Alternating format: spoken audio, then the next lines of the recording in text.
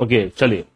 नमस्कार मेरे प्यारे साथियों, मैं आपका हरीश भाई आपके सामने हूँ बहुत ही बढ़िया आज के हमारे सेशन के साथ में। तो मेरे सभी छोटे भाई बहनों का स्वागत है इस प्यारे से परिवार के अंदर।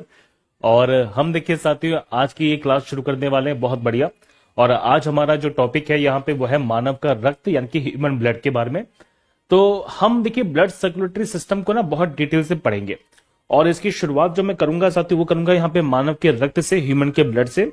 तो हमारे एग्जामिनेशन में कैसे कैसे फैक्ट बनते हैं, किस तरह के जो कंसेप्ट होते हैं, उन सभी कंसेप्ट को मैं बहुत डिटेल से पढ़ाने वाला हूं आज की हमारी प्यारी सी क्लास के अंदर। तो जल्दी से बताइए क्या मेरे सभी छोटे भाई बहन तैयार हैं? और भर भर के जो कंटेंट है वो आपको देखने को मिलेगा। दूसरी बात यह साथियों कि इस क्लास की जो पीडीएफ है वो आपको मैंने डलवा दी है। तो आपको इस क्लास की जो ई बुक है वो मिल जाएगी। और आपको ज्यादा लिखने की आवश्यकता नहीं पड़ेगी। इसके अंदर बाइलिंगुअल ई बुक है, हिंदी अलग है, इंग्लिश अलग है, ठीक है। तो उम्मीद करता हूं कि यहां तक की बात पूरी क्लियर होंगी। और फिर हम देखिए साथियों आज की इस प्यारी सी क्लास की जो कंसेप्ट है उसकी शुरुआत करने वाले हैं। तो जल्दी से बताइए सबके सब, then will start the class. एक बार मैं देख लेता हूं आपके कमेंट्स को ऑन करके। प्रॉपर आवाज आ रही है? ठीक है, पर बढ़िया। चलिए साथियों, तो आप सभी का ना दोबारा से बहुत बहुत स्वागत है। और मैं आपका हरीश भैया देखिए साथियों, आप लोगों के लिए आज बहुत प्यारी सी क्लास है जो यहाँ पे लेके आया हूं। और इस क्लास के अंदर देखिए साथियों हम मानव के रक्त के बारे में समझेंगे, जिसे बोलते हैं मानव का ब्लड। और ह्यूमन ब्लड के बारे में बहुत प्यारे प्यारे कंसेप्ट है जो मैं आपको बताने वाला हूं इस क्लास के अंदर, ठीक है। तो तैयार रहिएगा, बहुत भर भर के जो कंटेंट है आपको इस क्लास में देखने को मिलेगा। प्यारा प्यारा कंटेंट है जो देखने को मिलेगा और बहुत सारी चीजें एनिमेशन के थ्रू हम यहाँ पे समझेंगे, ठीक है। Have a look on this कि मानव का रक्त यहाँ पे क्या होता है, किस प्रकार से होता है। और हमारा साथियों जो ब्लड सर्कुलेटरी सिस्टम है, हम इस चैप्टर की बात है जो इस यहाँ पे टॉपिक में करने वाले हैं, ठीक है। चलिए have a look on this. देखिए बालक, अगर हम बात करते हैं साथियों मानव के रक्त के बारे में, तो मानव का रक्त होता क्या है, कैसे होता है, इसको जरा समझना। देखो हमारे शरीर के अंदर ना बालक एक सिस्टम होता है जिसे बोलते हैं ब्लड सर्कुलेटरी सिस्टम, जिसको हिंदी में क्या कहा जाता है साथियों? इसको हिंदी में कहा जाता है रक्त परिसंचन तंत्र। सुनो ध्यान से। तो हमारे शरीर के अंदर एक सिस्टम होता है जिसे बोलते हैं ब्लड सर्कुलेशन, या इसे इंग्लिश में क्या बोलते हैं, ब्लड सर्कुलेटरी सिस्टम बोलते हैं। इसे हिंदी में क्या कहा जाता है बालक? इसे हिंदी में कहा जाता है रक्त का परिसंचरण। क्या बोलते हैं? रक्त का परिसंचरण तंत्र बोलते हैं। क्योंकि हमारे शरीर के अंदर जो रक्त होता है ना, ये लगातार यहाँ पे क्या करता रहता है साथियों? ये लगातार यहाँ पे बहता रहता है, लगातार यहाँ पे फ्लो करता रहता है। तो हमारे शरीर के अंदर जो रक्त बहता है और जिस तंत्र के थ्रू बहता है, जिस सिस्टम के थ्रू बहता है, उसे बोलते हैं रक्त परिसंचन तंत्र। और इस रक्त परिसंचन तंत्र के अंदर हम बढ़ेंगे कि हमारे पास में बहुत सारी धमनियां होती हैं, बहुत सारी शिराएं होती हैं। आपको देखो साथियों जो लाल लाल कलर की नजर आएंगी, इनको हमने हिंदी में नाम दिए जिन्हें बोलते हैं धमनियां, ठीक है। इन्हें इंग्लिश में क्या कहा जाता है? इन्हें इंग्लिश में साथियों बोलते हैं आर्टरीज। ये जो नीली नीली आपको नजर आएंगी, इनको साथियों हिंदी में कहा जाता है शिरा, जिसको इंग्लिश में हम क्या बोलते हैं? वीन्स बोलते हैं। क्या बोलते हैं? वीन्स बोलते हैं। आपको देखो साथियों हमारा जो यहाँ पे दिल है वो नजर आने वाला है, जिसको इंग्लिश में यहाँ पे हृदय क्या है, इसे इंग्लिश में हार्ट बोलते हैं, हिंदी में हृदय बोलते हैं। तो ये सब चीजें हम पढ़ेंगे। और इन सब में बहने वाला जो तरल पदार्थ होता है वो होता है ब्लड। तो मैं पहले आपको ब्लड के बारे में सारी की सारी बातें बताता हूं कि ब्लड क्या चीज होती है, कैसे बहती है, किस तरह से चलती है, क्या प्रॉपर्टीज होती है। और ब्लड के बाद साथियों हम इस टॉपिक को बहुत डिटेल से पढ़ने वाले हैं। तो हमारी शुरुआत जो हम करेंगे वो करेंगे ब्लड से, कि ब्लड होता क्या है, ब्लड के क्या क्या काम होते हैं, ब्लड में क्या क्या चीजें पाई जाती हैं। बहुत बड़ा टॉपिक है, कम से कम 2 दिन लगेगा हमारा, और 2 दिन के बाद हम इसे खत्म कर देंगे। देखो, तो ब्लड के बारे में कुछ बेसिक प्रॉपर्टीज हैं। तो ब्लड की बेसिक प्रॉपर्टीज को मैं आपसे समझाते चल रहा हूं, इनको सुनते चलना, बहुत प्यारे प्यारे फैक्ट जो बनेंगे। तो ब्लड की बेसिक प्रॉपर्टीज की हम जब बात करते हैं साथियों, ये है मानव का रक्त, है कि नहीं। अब मानव के रक्त की मैं बात करूंगा तो आपसे क्वेश्चन पूछेंगे कि सर ब्लड जो होती है वो क्या होती है बताओ। तो ब्लड जो है साथियों हमारे शरीर में पाया जाने वाला एक संयोजी ऊतक होता है। It is a kind of connective tissues. ये पूछेंगे आपसे एग्जामिनेशन में कि सर ब्लड क्या होता है। तो ब्लड हमारा साथियों एक प्रकार का संयोजी ऊतक होता है। आपसे पूछेंगे क्या सर ब्लड हमारे शरीर में पाए जाने वाली कोशिका होती है? नहीं सर, ब्लड हमारे शरीर में पाए जाने वाली कोशिका नहीं होती है, ये हमारे शरीर के अंदर जोड़ने का प्रयास करती है। तो इस ब्लड के माध्यम से हमारे शरीर के जो अलग अलग पार्ट्स होते हैं, हमारे शरीर में जो पाए जाने वाले अलग अलग अंग होते हैं, इनको जोड़ा जाता है। हमारे शरीर में सबसे ज्यादा क्या बहता है? ब्लड बहता है। तो ब्लड क्या करता है? सबको कनेक्ट करता है। इसलिए से क्या बोलते हैं? संयोजी ऊतक बोलते हैं, जो यहाँ पे चीजों को आपस में जोड़ती है, कनेक्ट करती है, उसे बोलते हैं संयोजी ऊतक। समझ गए? ये संयोजी ऊतक किसमें पाई जाती है साथियों? तो संयोजी ऊतक जो पाई जाती है ये पाई जाती है सिर्फ और सिर्फ यहाँ पे एनिमल्स के अंदर। अगर आपसे क्वेश्चंस पूछ लिया जाए भैया बताओ क्या प्लांट के अंदर यहाँ पे संयोजी ऊतक मिलेगा? क्या पादप कोशिकाओं के अंदर यहाँ पे संयोजी ऊतक पाया जाता? तो आंसर है नहीं पाया जाता। यही रीजन होता है कि जो प्लांट्स होती है तो प्लांट्स के अंदर यहाँ पे रक्त नहीं मिलता, प्लांट्स के अंदर साथियों जो ब्लड है वो नहीं पाया जाता। क्लियर सारी बातें? तो पहला पॉइंट मैंने बता दी कि क्या पेड़ पौधों में रक्त होता है? सर नहीं होता। क्यों नहीं होता? क्योंकि प्लांट जो ब्लड है साथियों वो एक प्रकार का संयोजी ऊतक है, ये हमारे पास में टिश्यू है। और टिश्यू कौन सी टिश्यू? एनिमल्स टिश्यू है, ये प्लांट्स में नहीं पाई जाती। ठीक है, हमारे शरीर के अंदर साथियों जो शरीर का जो टोटल वेट होता है उसका 7% के आसपास हमारे सिर्फ और सिर्फ ब्लड में पाया जाता है। ये फैक्ट है, इसको सीधी सीधी याद कर लो, इसमें कोई भी यहाँ पे कंसेप्ट नहीं है। मतलब हमारे टोटल शरीर के कितना वॉल्यूम का ब्लड मिलेगा? तो 7% मिलेगा। एवरेज ब्लड जो होता है कितना होता है? 5 से 6 लीटर होता है मेल्स के अंदर, और 4 से 5 लीटर होता है साथियों फीमेल्स के अंदर। क्यों भैया? इसका रीजन क्या है? तो फीमेल्स के अंदर साथियों प्रोसेस होती है जिसे बोलते हैं माहवारी प्रोसेस। आपने माहवारी को क्या बोलते हैं? देखो महिलाओं के अंदर साथियों क्रिया होती है जिसे बोलते हैं माहवारी, जिसको आप इंग्लिश में क्या बोलते हैं साथियों? आमचाल की बोलचाल की भाषा में पीरियड्स बोलते हैं, जिसको हमने एक नाम दिया जिसे बोलते हैं मेंस्ट्रुअल साइकिल। क्या बोलते हैं? मेंस्ट्रुअल साइकिल बोलते हैं। तो महिलाओं के अंदर यहाँ पे माहवारी होती है जिसको हम कॉमनली पीरियड्स बोलते हैं, जिसको हमने एक नाम दिया मेंस्ट्रुअल साइकिल। इस कारण से महिलाओं के शरीर से साथियों ब्लड थोड़ी बहुत मात्रा में बाहर निकल जाता है, और महिलाओं के शरीर में ब्लड थोड़ा कम भी बनता है। तो नॉर्मली देखा जाता है कि औरतों के अंदर, महिलाओं के अंदर यहाँ पे 1 से लेकर 1.5 लीटर के आसपास जो ब्लड होता है वो थोड़ा सा कम पाया जाता है पुरुषों के कंपैरिजन में। यही रीजन होता है साथियों कि महिलाएं जो होती है खून पीती है। ऐसा मैं नहीं कह रहा, ऐसा तुम लोग जानते हो कि अगर कोई आदमी है तुम्हारे आसपास, कोई पुरुष है, उसे पूछिएगा कि सर आपका खून किसने पिया? वो बोलेंगे महिला ने पिया, है ना, उसकी धर्मपत्नी ने पी लिया। तो ऐसे हंसी मजाक में नहीं कहा जाता कि महिलाएं खून पीती है, ये वास्तव में है, क्योंकि उनके अंदर कमी होती है, इसकी ब्लड की कमी पाई जाती है। हंसी मजाक की बात मैं एक तरफ कर रहा हूं, सुनो ध्यान से। तो हमारे शरीर के अंदर साथियों एवरेज 5 से 6 लीटर के आसपास रक्त है जो मिलता है, और महिलाओं के शरीर में 1 से लेकर 1.5 लीटर के आसपास जो ब्लड होता है उसकी थोड़ी सी कमी मिलती है। समझ गए? कोई दिक्कत तो नहीं है। तो ये एवरेज कमी है जो आपको मैंने यहाँ पे डिटेल से बता दी है।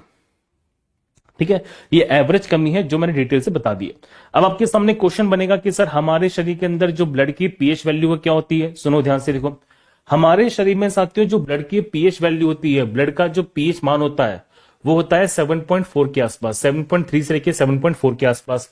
एग्जैक्ट वैल्यू कितनी है? देखो 7.4 होती है।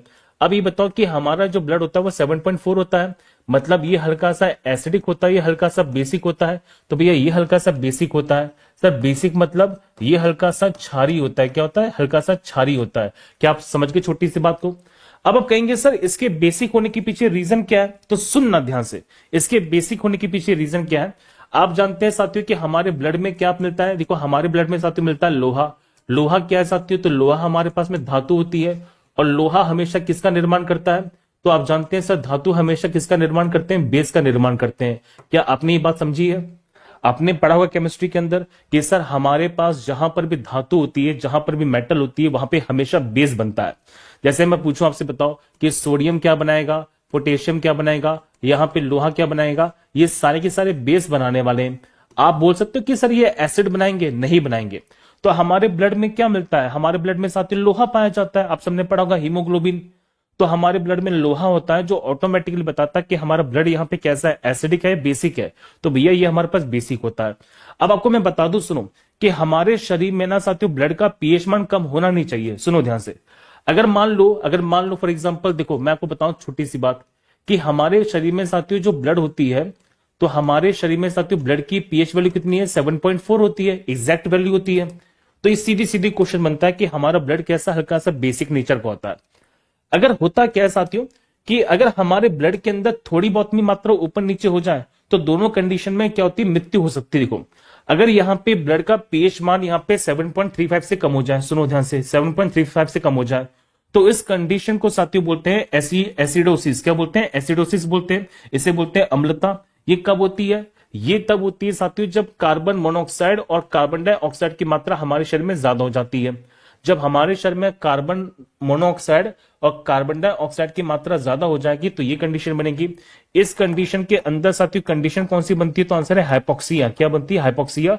और इसके अंदर हमारे शरीर में ऑक्सीजन की कमी हो जाती है। क्या इतनी सी बात यहां पे क्लियर है? तो सीधी सीधी क्वेश्चन बनता है कि जब ब्लड का पीएच मान, जब ब्लड की पीएच वैल्यू 7.35 से कम हो जाए, इस कंडीशन को क्या कहा जाता है? अम्लता कहा जाता है। ये कब होती है? ये तब होती है साथियों जब हमारे शरीर के अंदर किसकी मात्रा बढ़ जाए?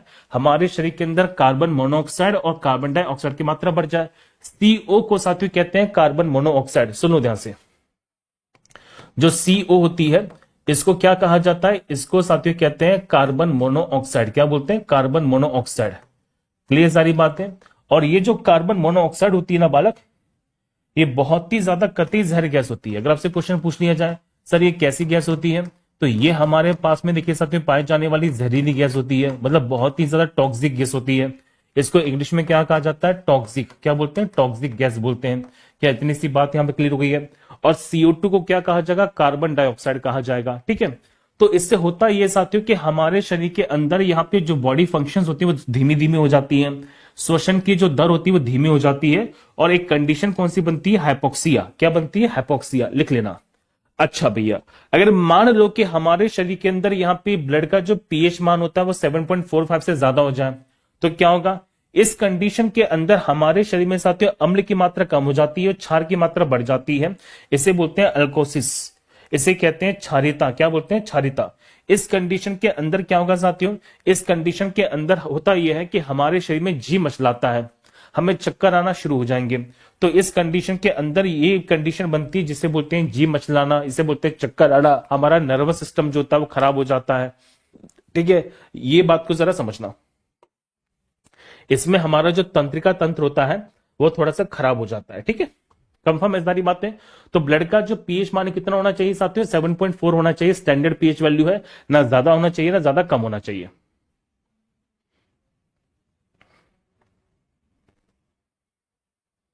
हाँ बेटा, वही बता रहा हूं कि वही तो मैंने बताया कि कार्बन मोनोऑक्साइड की मात्रा कार्बन डाइऑक्साइड की मात्रा ज्यादा होगी तो हमारे शरीर में ऑक्सीजन की कमी हो जाएगी जिसे बोलते हैं हाइपोक्सिया, और इस कंडीशन को क्या बोलते हैं? एसिडोसिस। क्या बोलते हैं? एसिडोसिस बोलते हैं। क्या यहां तक का कंसेप्ट पूरा क्लियर हो गया? बोलो हाँ या ना, जल्दी से बताओ सबके सब। कोई दिक्कत तो नहीं है? कोई दिक्कत तो नहीं है इसके अंदर? सारी की सारी बातें बता दी मैंने आपको ब्लड के पीएच के मान के बारे में। आ जाओ, अब हमारे सामने एक क्वेश्चन बनता है बहुत ही बढ़िया कि सर ब्लड के यहाँ पे जब बात करते हैं स्टडी को क्या कहा जाता है? तो साथियों ब्लड की जो स्टडी की जाती है उसको बोलते हैं हिमेटोलॉजी। ठीक है, अगर आपसे क्वेश्चन पूछ लिया जाए बताओ कि सर रक्त का जो अध्ययन किया जाएगा उसे क्या कहा जाएगा?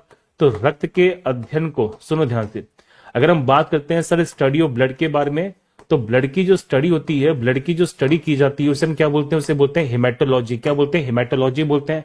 पहला क्वेश्चन सीधी सीधी बन जाएगा, बहुत ही बढ़िया। कंफर्म है? इस प्रोसेस को क्या कहा जाता है साथियों? तो इस प्रोसेस को हमने इसे क्या कहा जाता है? इसे बोलते हैं हिमेटोलॉजी। बेटा आप इतना तो समझ गए होंगे कि भैया को पहले पढ़ाने दो, और भैया जब तुम्हें पढ़ाते हैं ना तो पढ़ाते समय भैया कमेंट्स को लेते नहीं है ज्यादा।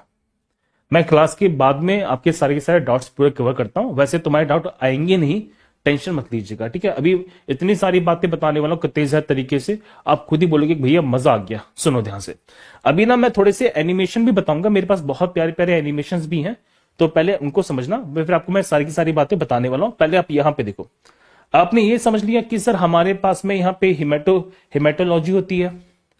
अब आपके मन में क्वेश्चन बनेगा सर कि हमारे शरीर के अंदर जो ब्लड है वो बनता कहां पे? देखो आपको बताऊं साथियों कि हमारे शरीर के अंदर यहाँ पे जो ब्लड बनता है ये बनता है बोन्स के अंदर। सर आप कहेंगे सर कैसे बनती है बोन्स के अंदर? देखो, तो हमारे शरीर के अंदर साथियों पाई जाती है बहुत सारी बोन्स। इन बोन्स को हिंदी में क्या बोलते हैं साथियों? इन बोन्स को हिंदी में बोलते हैं अस्थि। अब हमारे पास में ना दो तरह की बोन्स होती है। सर कैसी कैसी बोन्स होती हैं? एक होती है छोटी छोटी हड्डियां, एक होती है बड़ी बड़ी हड्डियां। देखो मान लो साथियों, ये हमारे शरीर के अंदर पाए जाने वाली एक बड़ी हड्डी है, दिखाई दी आपको? ये हड्डी हमारी कैसे नजर आ रही है? तो ये हमारे शरीर में साथियों पाए जाने वाली एक बड़ी हड्डी है, जो आपको देखो मैं इस प्रकार से बना रहा हूं। ये हमारे शरीर में कैसी हड्डी नजर आएगी? छोटी है, बड़ी है? सिर्फ बड़ी है, बड़ी हड्डी है। अब होता क्या है साथियों, जो बड़ी हड्डी होती है ना, वह अंदर से थोड़ी सी खोखली से खोखली होती है। तो अगर मैं इस हड्डी की बात करता हूं, तो इस हड्डी के अंदर का जो हिस्सा है वो कैसा है? यहाँ पे पोरस है। पोरस जानते हो क्या होता है? पोरस का साथियों मतलब होता है कि ये हड्डी जो है वो अंदर से थोड़ी सी खोखली है। देखो ध्यान से, ये जो हड्डी साथियों बनी है, ये हड्डी अंदर से कैसी होने वाली? खोखली होने वाली है। अब मैं जो तुम्हें डायग्राम बताऊंगा ना, ये डायग्राम सबसे ज्यादा इंपॉर्टेंट है, सुन लो सबके सब ध्यान से को। ये जो हड्डी मैंने बना दी है, अब आप कहेंगे सर ये डायग्राम सुनना, बहुत प्यारा प्यारा डायग्राम बनेगा, कतई हर तरीके से डायग्राम है जो बनने वाला है। देखो अब इस हड्डी के अंदर यहाँ पे दो पार्ट्स मिलेंगे। सर एक मिलता है देखो ऊपर वाला पार्ट, और एक मिलता है बीच वाला पार्ट। दिखाई दिया आपको? जो ऊपर वाला पार्ट होता है इसमें अलग पार्ट मिलेगा, और जो बीच वाला पार्ट होता है साथियों को ये हमें ऐसे मिलेगा। दिखाई दिया आपको? सर कोई दिक्कत तो नहीं है? अब कंडीशन सुनना, मैं क्या क्या बनाने वाला हूं, और आपको सारी की सारी बातें यहाँ पे क्लियर हो जाएगी। देखो ये हमारे पास में हड्डी मिलेगी, सबसे पहले ये हड्डी मिलेगी। इस हड्डी के अंदर देखो साथियों मिलने वाला पार्ट होता है, और इस हड्डी के अंदर फिर दो पार्ट्स मिलेंगे आपको, एक मिलेगा अंदर वाला पार्ट, एक मिलेगा बाहर वाला पार्ट, है ना? देखो ध्यान से सुनो, have a look on this. यहां पे देखो सर, सबसे पहले आपने बना दी है हमारे शरीर में पाए जाने वाली कोई भी हड्डी। मान लो कि मैंने ली है फीमर। कौन सी ली है? फीमर ली है। सर फीमर हड्डी कहां मिलती है? तो फीमर हड्डी जो मिलती है वो मिलती है साथियों हमारी जांग में। आपकी जो जांग होती है ना, जिसे हम यहाँ पे जांग बोलते हैं, तो वो यहाँ पे मिलती है। कौन सी? हमारे पास फीमर मिलती है। अब फीमर हड्डी जो है हमारे शरीर में पाए जाने वाली सबसे लंबी हड्डी होती है, सबसे मजबूत नहीं होती, सबसे लंबी हड्डी होती है। इसके अंदर देखिए साथियों एक खोखला पार्ट होता है, सुनो ध्यान से। इसके अंदर यहाँ पे एक छोटा सा खोखला भाग मिलेगा। क्या मिलता है? खोखला भाग मिलता है। इस खोखले पार्ट को साथियों हमने एक नाम दिया जिसे बोलते हैं पोरस। क्या बोलते हैं? पोरस। यहाँ पे पार्ट मिलता है, इस पोरस पार्ट को ही एक नाम देते हैं। क्या बोलते हैं? इसको साथियों बोलते हैं बोन कैविटी। सुनो ध्यान से, तो इसमें यहाँ पे पाया जाने वाला छोटा सा पार्ट होता है जिसे बोलते हैं बोन कैविटी। क्या बोलते हैं? बोन कैविटी बोलते हैं। इस बोन कैविटी के अंदर सुनो, इस बोन कैविटी को हिंदी में क्या बोलते हैं साथियों? इसको हम बोलते हैं अस्थि गुहा। क्या बोलते हैं? इस अस्थि गुहा बोलते हैं। अब इस अस्थि गुहा के अंदर सुनना ध्यान से, इस बोन कैविटी के अंदर, इस बोन कैविटी के अंदर यहां पे पार्ट मिलता है। क्या मिलता है? इस बोन कैविटी के अंदर साथियों पाई जाती है बोन मैरो। क्या मिलती है? बोन मैरो मिलती है।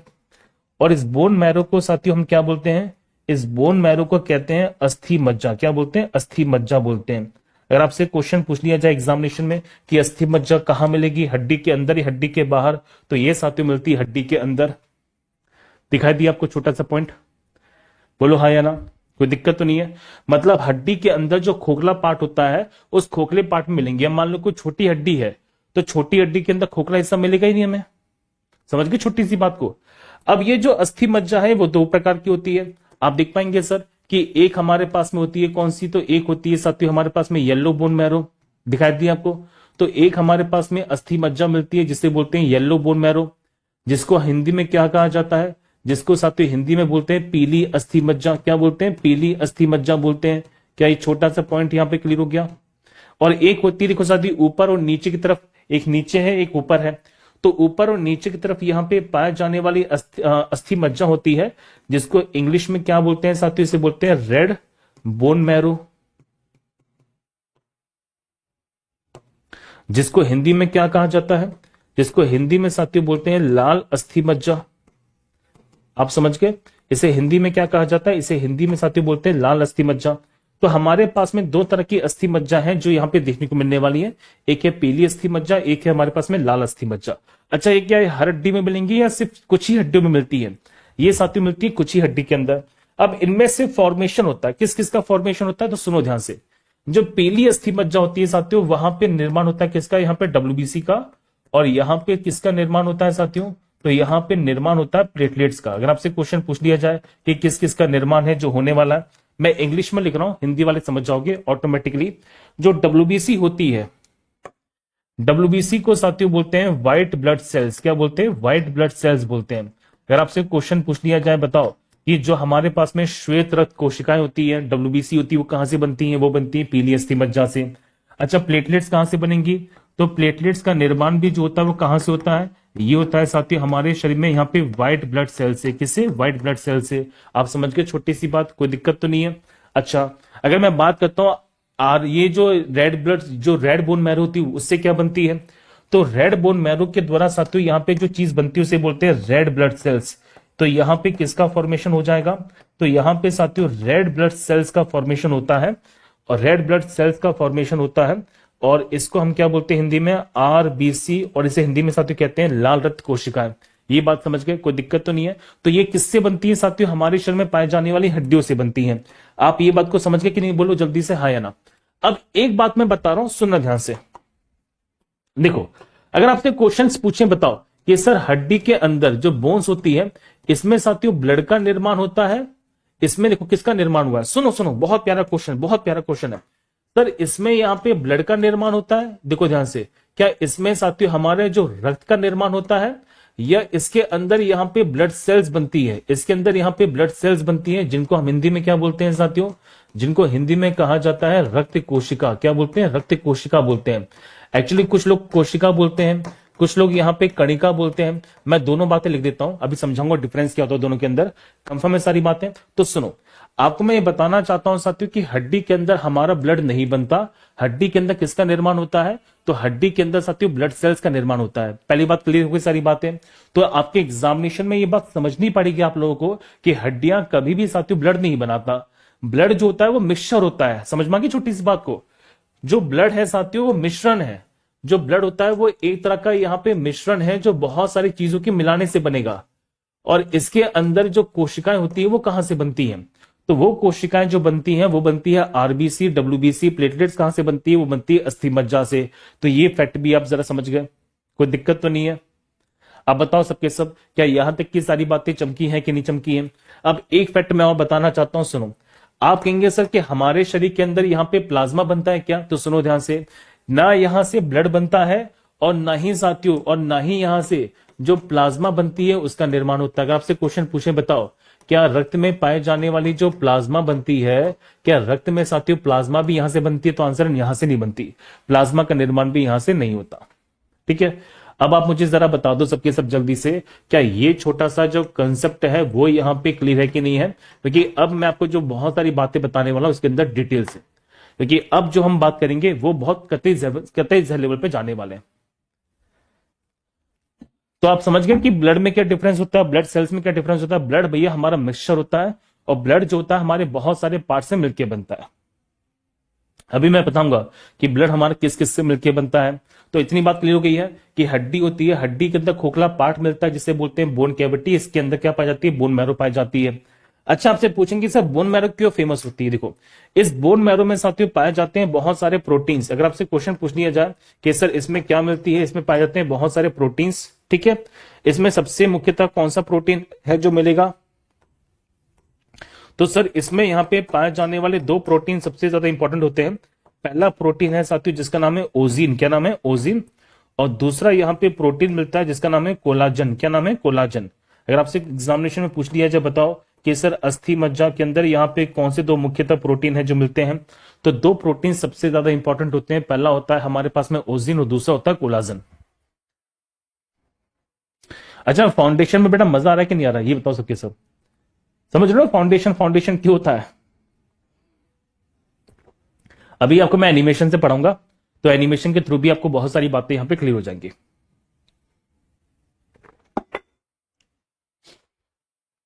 चलो आगे चले। देखो, तो हमने ये सारी बातें हैं जो समझ ली हैं, हमने इतना सारा कंसेप्ट है जो समझा है। अब आप जरा कुछ एनिमेशन के थ्रू समझना, बहुत प्यारा प्यारा देखो पॉइंट होगा। तो आपको मैंने बता दिया कि महिलाओं के शरीर में जो ब्लड होता है वो थोड़ा सा कम मिलता है पुरुषों के कंपैरिजन में। हमारे ब्लड की पीएच वैल्यू 7.4 के आसपास होती है। रक्त का जो अध्ययन होता है उसे हेमेटोलॉजी कहते हैं। अब आप देखो कि रक्त बनता कहां पर है। आप ये देख पाएंगे कि हमारे शरीर में साथियों जो लंबी और मोटी हड्डी मिलती है, तो हड्डियां अंदर से खोखली होती हैं। हड्डियों के अंदर साथियों पाया जाता है अस्थि मज्जा जिसे बोलते हैं बोन मैरो। और ये बोन मैरो दो प्रकार के होते हैं, लाल अस्थि मज्जा और पीली अस्थि मज्जा।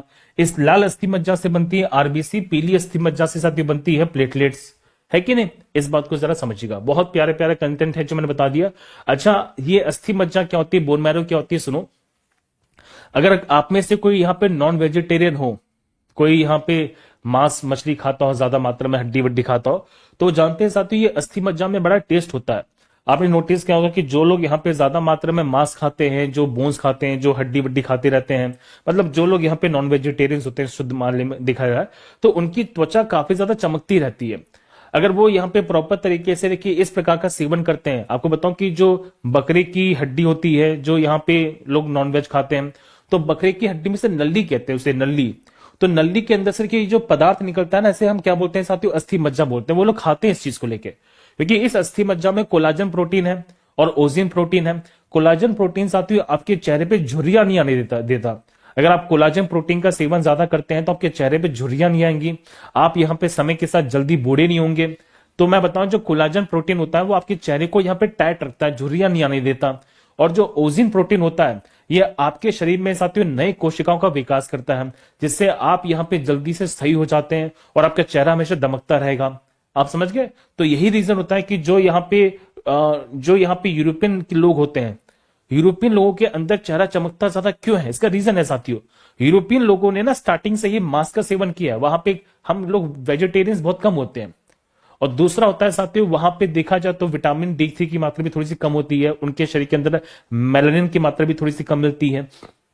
इसके बहुत सारे फैक्टर्स होते हैं, लेकिन मेन फैक्टर तो यही है, ये मैं बताना चाहता हूं। अरब के जो लोग होते हैं, तो सर ये दिखता कैसा है, ये ऐसा दिखता है। देखो ये हड्डी है, तो हड्डी के अंदर साथियों ये जो पाया जाने वाला पार्ट है, इसे बोलते हैं क्या, इसे बोलते हैं अस्थि मज्जा, से बोलते हैं बोन मैरो।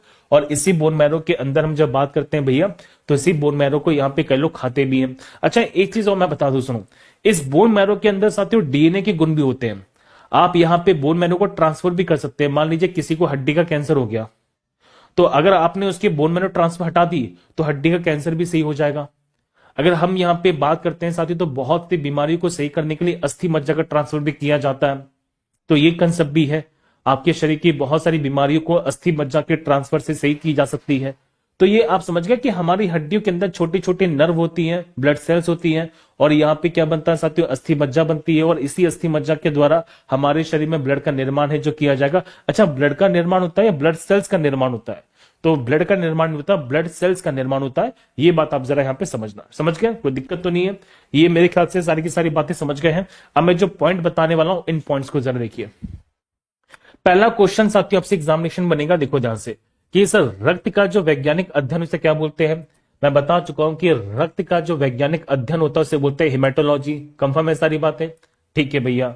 रक्त कोशिकाओं के निर्माण की प्रोसेस को क्या कहा जाता है? तो हमारे शरीर में साथियों जो रक्त कोशिकाएं बनती हैं, देखो ध्यान से, यहां पे साफ साफ लिखा हुआ है रक्त का बनना, यह रक्त कोशिकाओं का बनना, ब्लड सेल्स का निर्माण।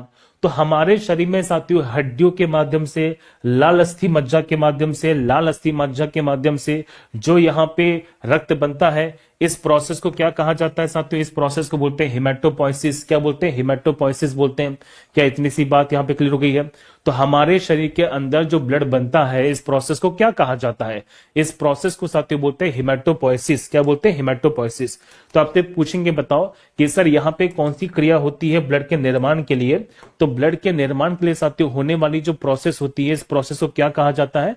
इस प्रोसेस को साथियों बोलते हैं हिमेटो, यहां पे पोइसिस। क्या बोलते हैं? हिमेटोपोइसिस। आप समझ गए छोटी सी बात को? तो हिमेटोपोइसिस क्या होती है? तो हिमेटोपोइसिस होती है बेटा ब्लड का फॉर्मेशन होना, मतलब रक्त के कोशिकाओं का निर्माण होना। ठीक है, ब्लड के हिमेटोपोइसिस की बात कर दी है। तीसरा पॉइंट पूछा गया, बताओ कि रक्त कोशिकाओं का निर्माण मुख्यतः कहां पर होता है? तो इसका निर्माण होता है साथियों अस्थि मज्जा में, बोन मैरो के अंदर। क्या इतनी सी बात यहां पे क्लियर हो गई है? बोलो जल्दी से। दूसरा क्वेश्चन बनेगा साथियों कि हिमेटोपोइसिस के अंदर हम जिस कोशिकाओं का यूज करते हैं, जिन कोशिकाओं से यहां पे रक्त बनता है, उन्हें क्या कहा जाता है साथियों? तो उनको कहते हैं स्टेम सेल। क्या बोलते हैं? स्टेम कोशिकाएं बोलते हैं। तो आपसे क्वेश्चन पूछ लिया, जब बताओ उन कोशिकाओं को क्या कहा जाएगा जिनसे हमारे रक्त का निर्माण होता है? तो उनको साथियों कहते हैं स्टेम कोशिकाएं। क्या बोलते हैं? स्टेम कोशिकाएं। और स्टेम कोशिकाएं जो होती हैं वो शुरुआती कोशिकाएं होती हैं, इनसे आरबीसी डब्ल्यूबीसी प्लेटलेट्स बनती है। समझ गए छोटी सी बात को? तो स्टेम कोशिकाएं कहां मिलेंगी? ये मिलती है साथियों हमारे शरीर में पाए जाने वाली अस्थि मज्जा में। अब मुझे जरा ये बताओ बेटा सबके सब क्या यहां तक का जो कंसेप्ट है आपको वो क्लियर है कि नहीं है? देखो मैं धीरे धीरे आगे बढ़ूंगा, फाउंडेशन में मेरी स्पीड थोड़ी सी कम रहती है, लेकिन मेरा मानना यह है कि मैं आपके हर एक पॉइंट को डिस्कस करूं, हर एक पॉइंट के साथ आपके साथ आगे बढ़ूं। इतना बताओ पहले मुझे कि यहां तक की बातें क्लियर है कि नहीं है।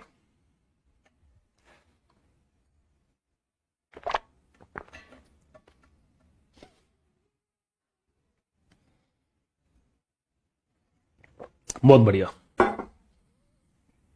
चलिए बालक, अब मैंने देखो आपको अस्थि मज्जा बता दिया, अस्थि मज्जा क्या होता है, कैसे होता है, ये समझा दिया, कि हमारे कौन कौन से प्रोटीन्स मिलते हैं वो बता दिया। अब हम बात करते हैं, देखिए साथियों, हमारे शरीर में ब्लड बैंक के बारे में। देखो बहुत प्यारा पॉइंट बनेगा कि सर मानव के शरीर में किसे यहां पे ब्लड बैंक कहा जाता है। देखो अगर आपसे क्वेश्चन पूछ लिया जाए सर कि हमारे शरीर के अंदर यहां पे किसको कहते हैं ब्लड बैंक, क्या बोलते हैं ब्लड बैंक मानव के शरीर में, तो आपको मैं बताऊं साथियों कि मानव शरीर के अंदर जो हमारा हृदय होता है, जो हार्ट होता है, इसको यहां पे ब्लड बैंक नहीं कहते। मानव के शरीर में साथियों जो ब्लड बैंक कहा जाता है, ये कहा जाता है साथियों स्प्लीन को। किसे बोलते हैं? स्प्लीन को कहते हैं। स्प्लीन जिसे हिंदी में क्या बोलते हैं साथियों? इसे हिंदी में बोलते हैं प्लीहा। क्या बोलते हैं? प्लीहा बोलते हैं। इस बात को जरा समझना, ठीक है? सारी की सारी बातें क्लियर हो गई हैं। तो हम जब बात करते हैं स्प्लीन के बारे में, प्लीहा के बारे में, इसको कहा जाता है blood bank of the body. अब आप कहेंगे सर स्प्लीन कहां मिलती है? सुनो, तो स्प्लीन साथियों पाई जाती है हमारे शरीर के बैक साइड में। अगर आपसे क्वेश्चन पूछें सर कहां मिलती है, तो ये मिलती है हमारे शरीर में। देखिए कहां पे बेटा? बैक साइड में। कहां मिलती है? बैक साइड में मिलती है। इसमें जो आरबीसीज होती हैं, तो आरबीसी देखिए साथियों इसमें यहां पे नष्ट होती हैं। इसे कहते हैं क्या? इसको बेटा सिंपल सी भाषा में बोलते हैं ग्रेवयार्ड ऑफ द आरबीसी। अगर आपसे क्वेश्चन पूछ लिया जाए सर आरबीसी की मृत्यु कहां पर होती है, तो आरबीसी की जो मृत्यु होती है साथियों वो कहां पर होती है? तो आरबीसी की मृत्यु होती है कहां पे? हमारे प्लीहा वाले पार्ट में। ये मैं आपको बताऊंगा बहुत ही बड़ी तरीके से, टेंशन ना लीजिएगा, ठीक है? कंफर्म है सारी बातें? तो हमारे शरीर में साथियों जो हृदय होता है, जो ब्लड बैंक कहा जाता है, किसे बोलते हैं? यहां पे हार्ट को बोलते हैं? नहीं बोलते। किसे बोलते हैं? प्लीहा को कहते हैं। ये बहुत अच्छा क्वेश्चन है जो पूछा जा चुका है। अच्छा, स्प्लीन मिलती कहां पर है? तो हमारे शरीर के पीछे वाले पार्ट में मिलती है प्लीहा, ठीक है? प्लीहा मिलती है। आपको बताऊं कि ये प्लीहा सबसे ज्यादा नुकसान कहां पहुंचती है? जब इंसान को डेंगू हो जाता है, मलेरिया हो जाता है, तो डेंगू मलेरिया के अंदर सबसे ज्यादा प्रभावित होने वाला जो अंग होता है वो प्लीहा होता है। इंसान की सबसे ज्यादा जो दिक्कत होती है कहां पे होती है? प्लीहा वाले पार्ट में होती है। ये बात भी आप समझ गए, तो गलतियां मत करना बिल्कुल भी। तो मानव के शरीर का साथियों जो ब्लड बैंक है वो कौन सा है? तो ब्लड बैंक जो होता है, अच्छा इसमें एक चीज मैं बताना भूल गया आपको, अभी मैं बताता हूं, सुनो, मैंने शायद ध्यान नहीं दिया उसके ऊपर, उसको भी सुन लो। ये भी बता, देखो हमने ये समझ लिया था बहुत ही बड़ी तरीके से कि सर यहाँ पे हिमेटोपोइसिस क्या होती है। हिमेटोपोइसिस आती जो होती है वो होती है हमारे शरीर में ब्लड का निर्माण होना। अब हिमेटोपोइसिस के अलावा देखिए हमारे शरीर में आरबीसी बनती है, डब्ल्यूबीसी बनती है, प्लेटलेट्स बनती है ना? हम जब बात करते हैं सर अगर वो ग्रेवयार्ड है तो वो ब्लड बैंक कैसे होगा? बेटा देखो आपको मैं बताऊं कि ब्लड बैंक इसलिए कहा जाता है उसको क्योंकि वहां पर जरूरत पड़ने पर नई कोशिकाएं भी बन सकती है। अभी मैं पढ़ाऊंगा कि कैसे आरबीसी तो नष्ट होती है लेकिन आरबीसी के अलावा डब्ल्यूबीसी बन सकती है। जरूरत पड़ने पर वो हमारे शरीर के अंदर आरबीसी को तोड़ना भी बंद कर सकता है, ठीक है? तो ब्लड बैंक में क्या होता है कि पुरानी, देखो ब्लड बैंक का मतलब क्या होता है कि पुरानी, जब तक सोचो ब्लड बैंक का मतलब क्या है कि जब तक पुराना रक्त नष्ट नहीं होगा आप नया रक्त कैसे लोगे? तो हमारे शरीर में साथियों नया रक्त बनाने की जो जिम्मेदारी होती है उसको पहुंचाने के लिए जो सिग्नल देता है वो प्लीहा देता है। जब तक प्लीहा नहीं बोलेगा हमारे शरीर में नए रक्त का फॉर्मेशन ढंग से नहीं होगा, ठीक है? अभी अभी बेटा धीरे धीरे मैं सारी बातें बताऊंगा, टेंशन मतलब अभी तो मैं एक करके बहुत डिटेल से बातें बताने वाला हूं। अब आपके मन में क्वेश्चन बनेगा सर कि यहां पे आरबीसी को क्या कहा जाता है? तो आरबीसी को साथियों बोलते हैं एरिथ्रोसाइट। तो पूछेंगे बताओ भैया कि एरिथ्रोपोइसिस क्या होती है? तो एरिथ्रोपोइसिस बेटा होती है हमारे पास में, एरिथ्रोपोइसिस होती है आरबीसी का निर्माण करना। अगर हमारे शरीर में आरबीसी बन रही है इस प्रोसेस को क्या कहा जाएगा? इस प्रोसेस को साथियों बोलते हैं एरिथ्रोपोइसिस। क्या बोलते हैं? एरिथ्रोपोइसिस बोलते हैं। अच्छा इसी तरह से पूछते हैं ल्यूकोपोइसिस के बारे में। ल्यूकोपोइसिस क्या होती है? तो ल्यूकोपोइसिस का साथियों मतलब होता है डब्ल्यूबीसी का निर्माण करना। आपसे पूछेंगे थ्रोम्बोसाइट, थ्रोम्बोपोइसिस क्या होती है? तो थ्रोम्बोपोइसिस का मतलब होता है साथियों प्लेटलेट्स का निर्माण करना। तो हमारे पास में जो होता है साथियों वो यहाँ पे 3 तरह की चीजें होती हैं, ठीक है? कंफर्म है सारी बातें? अब आप इतना समझ लो अभी ध्यान से कि सर प्लीहा जो होती है वो हमारे पास क्या होती है? प्लीहा को साथियों बोलते हैं ब्लड बैंक ऑफ दी यहाँ पे मानव का शरीर। अभी मैं प्लीहा के बारे में साथियों उसके जो कार्य होता है वो आपको मैं पढ़ाऊंगा डिटेल से, टेंशन मत लो। तो हम जो इसके फंक्शंस होते हैं, इसके जो कार्य होते हैं, अभी हम आगे पढ़ेंगे, ठीक है। हम इसके जो फंक्शंस होते हैं बेटा वो आगे पढ़ेंगे, बहुत डिटेल से पढ़ेंगे, इतना डिटेल से पढ़ेंगे कि आपको हर एक पॉइंट जो है वो अच्छी तरह से यहाँ पे क्लियर हो जाएगा, ठीक है। तो बिल्कुल भी टेंशन लेने की जरूरत नहीं है, आप यहाँ पे सारे के सारे फैक्ट को अच्छी तरह से समझिएगा, बहुत ही बड़ी तरीके से, ठीक है। कंफर्म है सारी बातें? तो आपको ये फैक्ट मैंने समझा दिया।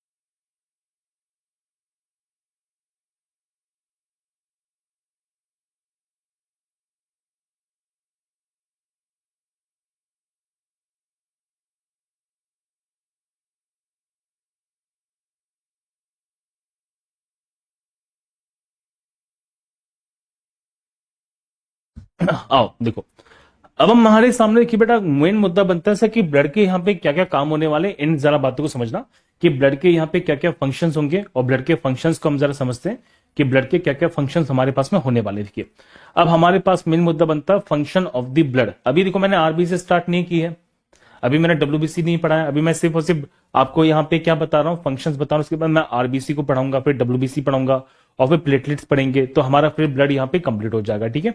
जरा यहाँ पे देखिए, अगर हम बात करते हैं फंक्शंस के बारे में, तो फंक्शंस को पहले जरा नोट कर लो, धीरे धीरे है, क्योंकि आपको सारी सारी बातें समझ में आ जाएंगी, बहुत ही बढ़िया। देखो अगर आपसे क्वेश्चंस पूछते हैं भैया हमारे शरीर में क्या करता है, ऑक्सीजन और कार्बन डाइऑक्साइड को परिवहन करता है, सही बात है। ऑक्सीजन और कार्बन डाइऑक्साइड को बेटा ले जाने का जो मेन काम होता है वो ब्लड के द्वारा किया जाता है। ये हमारे शरीर से हमारे शरीर के पर हर कोशिका तक ऑक्सीजन को पहुंचाएगा और कार्बन डाइऑक्साइड को लेके आएगा। इसी तरह से जितने भी पोषक तत्व होते हैं उनको लेके जाता है, हार्मोन्स का परिवहन करता है, हमारे शरीर से वेस्ट मटेरियल को बाहर निकालता है, शरीर के तापमान को नियंत्रित करता है, हमारे शरीर के अंदर इम्यूनिटीज को बढ़ाता है डब्ल्यूबीसी के माध्यम से, हमारे शरीर के अंदर साथियों ब्लड को जो जमना होता है उसको रोकता है, हमारे शरीर को गर्म रखता है, ऊष्मा का विभाजन करता है। अगर मान लीजिए ठंड लग रही है तो हमारे शरीर के अंदर जो ब्लड होता है, जिस हिस्से में ठंड लगती है वहां पे ब्लड का सप्लाई ज्यादा कर देगा, तो ब्लड गर्म होता है। तो इसके बहुत सारे काम होते हैं, धीरे धीरे समझ जाओगे, ठीक है।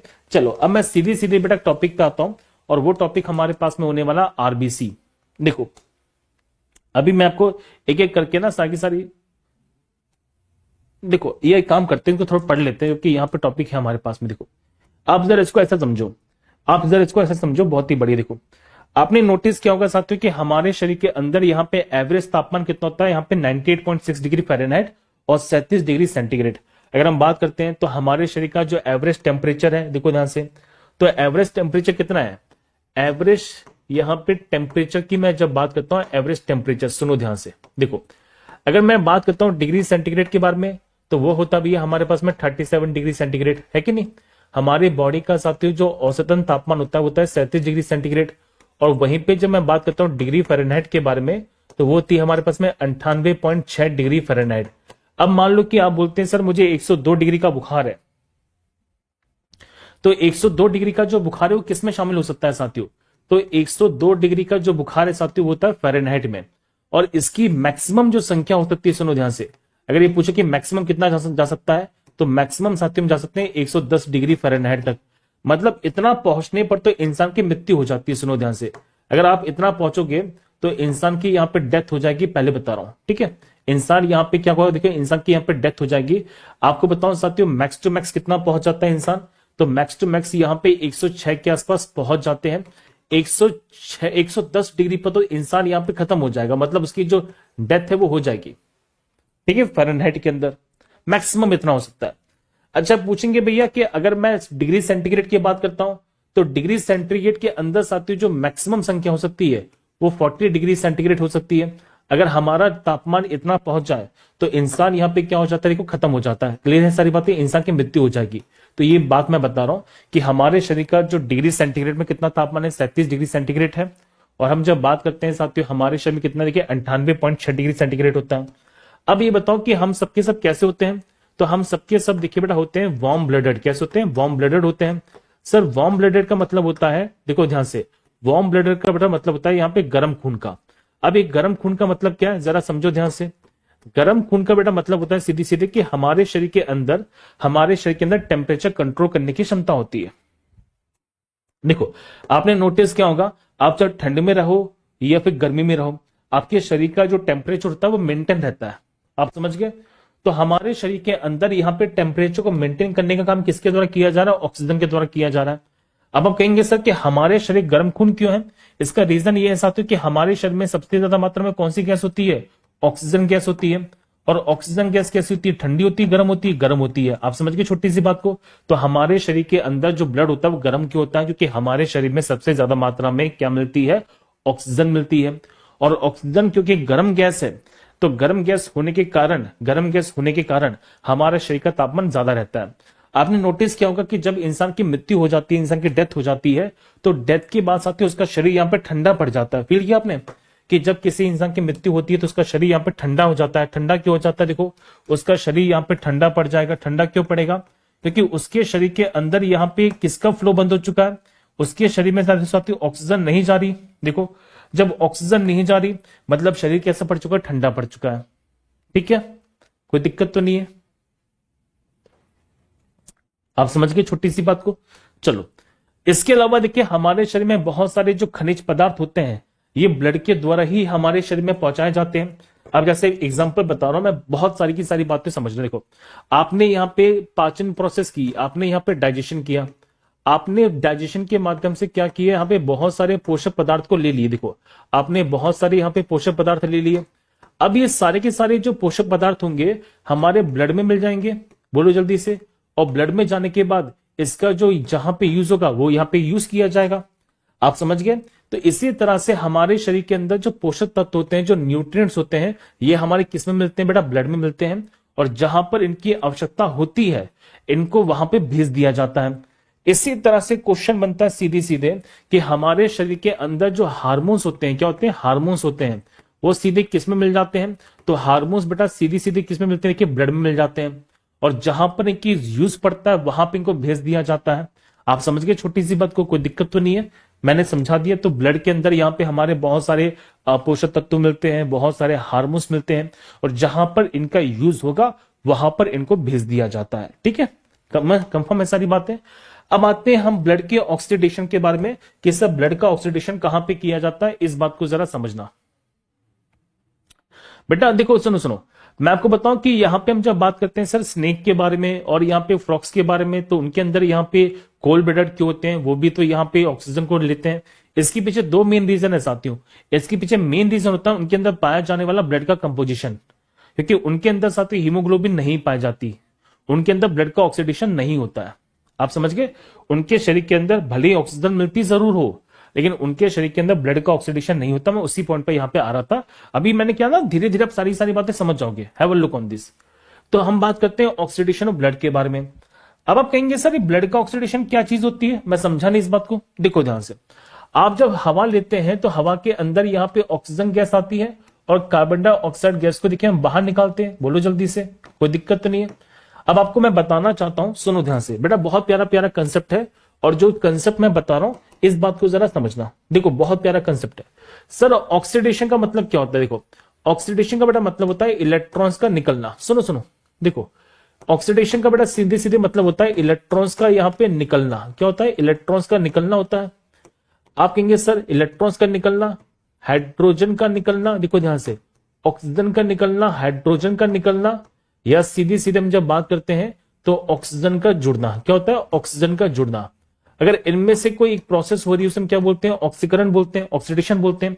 तो ऑक्सीडेशन की बात हम कहेंगे तो ऑक्सीडेशन के अंदर यहाँ पे 3 प्रोसेस होती हैं। पहले बहुत सारी प्रोसेस है, जिसमें पहला क्या हो? इलेक्ट्रॉन्स का निकलना, दूसरा हाइड्रोजन का निकलना, तीसरा हमारे पास में ऑक्सीजन का जुड़ना।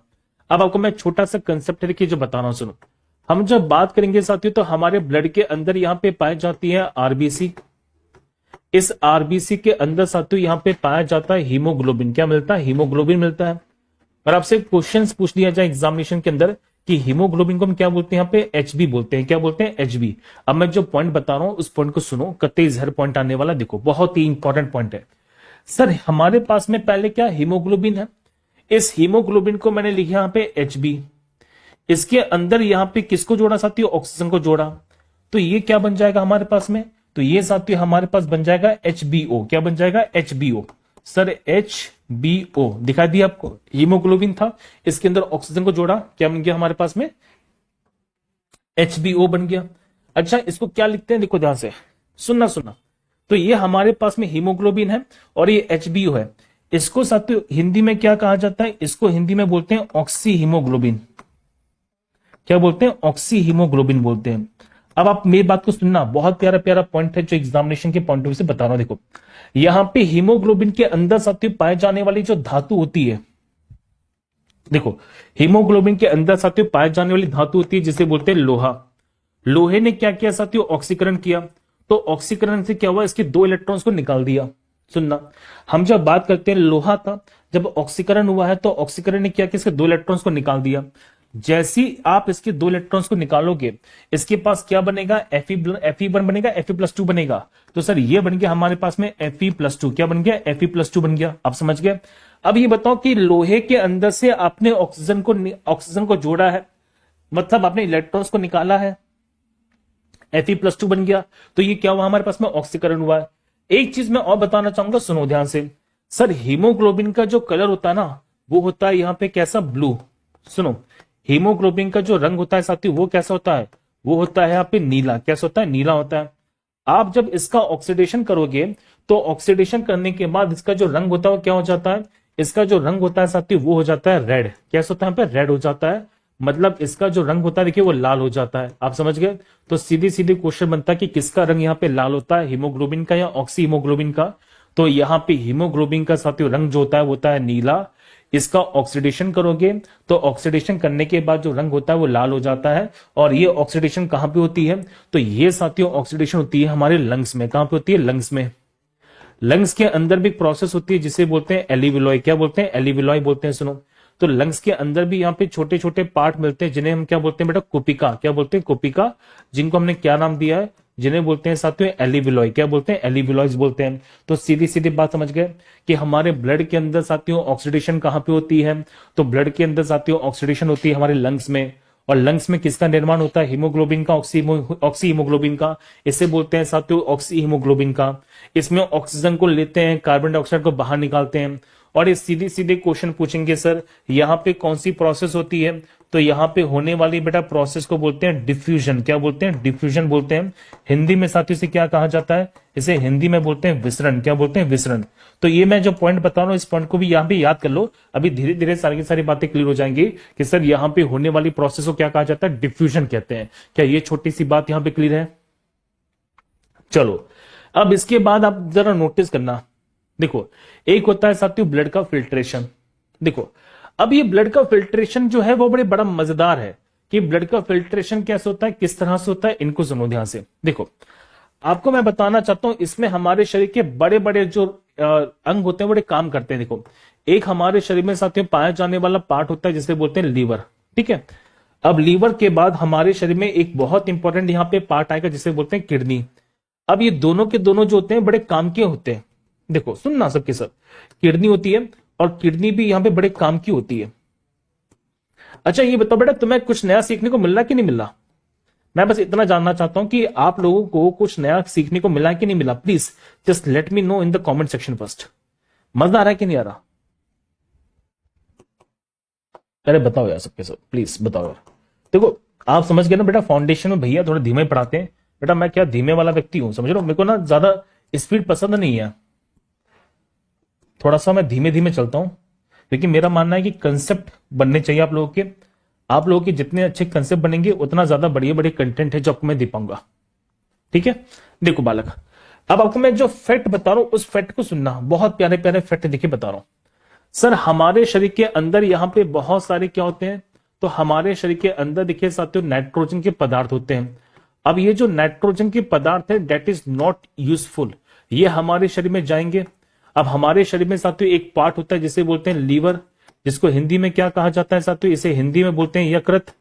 अब ये जो नाइट्रोजन के पदार्थ होते हैं ये हमारे शरीर को बीमार कर सकते हैं, बहुत सारे बीमार कर सकते हैं। तो क्या किया जाता है साथियों, लीवर के द्वारा यहाँ पे किसका निर्माण होगा, तो लीवर के द्वारा साथियों यहाँ पे बनता है यूरिया। क्या बनता है, यूरिया बनता है, जिसे बोलते हैं यहाँ पे सिंपल सी भाषा में यूरिया बोलते हैं। ठीक है, देखो ध्यान से, तो यहां पे किसका निर्माण किया जाएगा साथियों, तो यहां पे यूरिया का फॉर्मेशन होता है। आपसे क्वेश्चन पूछेंगे सर हमारे शरीर में यूरिया का निर्माण कहां पे किया जाता है, तो आपके शरीर में साथियों जो यूरिया बनता है ये बनता है लीवर के द्वारा। किसके द्वारा, पे लीवर के द्वारा बनता है। अच्छा, क्वेश्चन बनता है सर किस चक्र से बनता है, तो यहां पे एक साइकिल होती है, एक प्रोसेस होती है। इस प्रोसेस को बेटा हमने एक नाम दिया जिसे बोलते हैं ऑर्निथिन। क्या बोलते हैं, ऑर्निथिन साइकिल बोलते हैं। तो ऑर्निथिन साइकिल के द्वारा या ऑर्निथिन चक्र के द्वारा, मैं पहले इसको लिख देता हूं, इसको हम यूरिया साइकिल बोलते हैं। क्या बोलते हैं, यूरिया साइकिल बोलते हैं।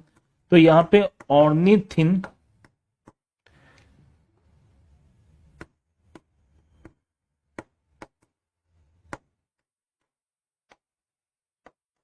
देखो, तो यहां पे ऑर्निथिन साइकिल होती है, उसके द्वारा यहां पे यूरिया बनेगा। अब यूरिया का फॉर्मूला पूछ सकते हैं आपसे एग्जामिनेशन में। देखो, तो यहां पे बेटा फॉर्मूला बनता है हमारे पास में C2, यहां पे H4N2O। तो ये हमारे पास यूरिया का फॉर्मूला है जो बनके तैयार हो जाता है। अब क्या होगा, सुनो, ये जो यूरिया बना है, ये यूरिया साथियों हमारे देखिए ब्लड में मिक्स हो जाएगा। मतलब ये जो यूरिया बना है ये क्या करता है, हमारा जो ब्लड होता है साथियों उसमें देखो मिक्स हो जाएगा। अब जैसे यहां पे यूरिया जो है वो ब्लड में मिक्स हुआ तो ये कहां पहुंचेगा साथियों, ये पहुंचेगा सीधे सीधे हमारी किडनी में। क्यों पहुंचेगा, क्योंकि हमें इसमें बाहर निकालना है। अब ये सारा का सारा जो यूरिया हमारी किडनी में पहुंच रहा है ना, इस किडनी के अंदर यहाँ पे प्रोसेस होती है। इस प्रोसेस को हमने क्या नाम दिया है, इस प्रोसेस को साथियों बोलते हैं परानिस्यपंदन। ये परानिस्यपंदन क्या होती है भैया, तो किडनी के अंदर यहाँ पे ब्लड को शुद्ध करने की जो प्रोसेस होती है, इस प्रोसेस को हम क्या बोलते हैं यहाँ पे, अल्ट्रा फिल्ट्रेशन। क्या बोलते हैं, अल्ट्रा फिल्ट्रेशन की प्रोसेस कहते हैं। और इस अल्ट्रा फिल्ट्रेशन की प्रोसेस के बाद होता यह है कि सर यहाँ पे किसका फॉर्मेशन हो जाएगा, तो यहाँ पे साथियों बनता है यूरिन। क्या बनती है, यूरिन बनती है। यूरिन मतलब यहाँ पे किसका निर्माण होगा, देखिए मूत्र का निर्माण होगा।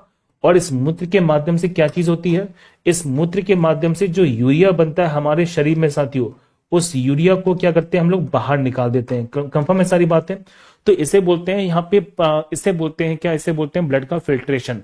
तो ब्लड का फिल्ट्रेशन बड़ा जरूरी है। तो ब्लड का जो फिल्ट्रेशन है साथियों कहां पे किया जाएगा, तो ब्लड का साथियों फिल्ट्रेशन जो किया जाता है वो किया जाता है हमारे किडनी में। कहां पे करते हैं, किडनी में करते हैं, जिसको साथियों हिंदी में क्या बोलते हैं, इसको हिंदी में बोलते हैं वृक्क। और क्वेश्चन बनेगा आपसे कि किडनी में होने वाली प्रोसेस को क्या कहा जाता है, तो किडनी में साथियों होने वाली प्रोसेस को बोलते हैं परानिस्यपंदन। क्या बोलते हैं, परानिस्यपंदन बोलते हैं। क्या इतनी सी बात यहां पे क्लियर हो गई है, कंफर्म है सारी बातें, कोई दिक्कत तो नहीं है। तो ये बातें मैंने बता दी है। अब इसके आगे का जो कंसेप्ट है साथियों हम पढ़ेंगे थोड़ी देर से। पहले बताओ मुझे जल्दी से यहां तक की बातें पूरी क्लियर कि नहीं है। Have a look on this.